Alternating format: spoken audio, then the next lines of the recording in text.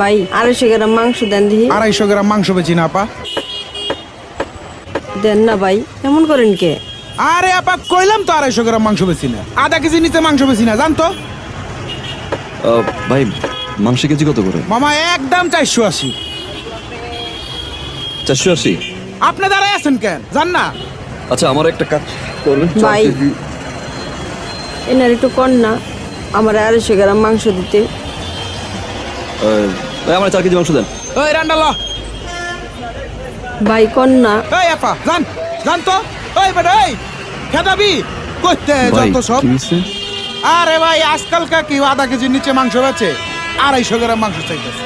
এই আপনি যান, পকেটে টাকা নাই, আইসে আবার মাংস খাইতে করতে যায় এগুলা।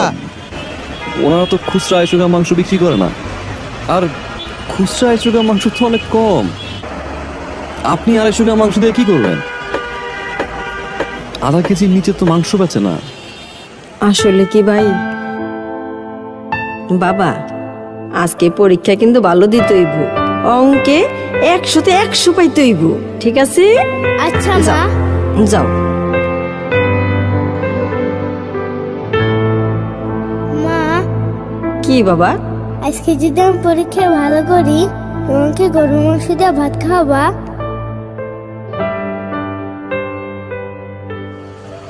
পোলাটার ছোটবেলাতে বাপ নাই,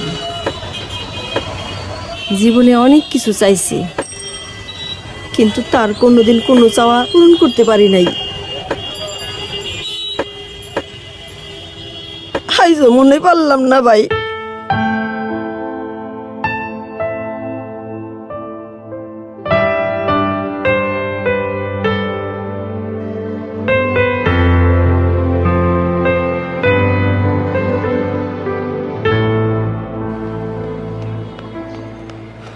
আপা, আপা আপনি?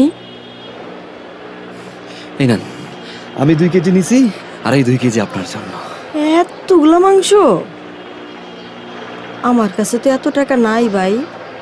নেন ভাই, আপনারটা আপনি লইয়া যান। ভাই বলছেন না, আজকে না হয় ভাই তার বোনের ছেলের একটা ইচ্ছা পূরণ করলো। রাখেন, আমার বাসায় 2 কেজি মাংসতে হয়ে যায়। এটা আপনার জন্য। আল্লাহ আপনারে ভালো করুক, অনেক বড় মনের মানুষ আপনি। আপনার মনটার মতন যেন আপনি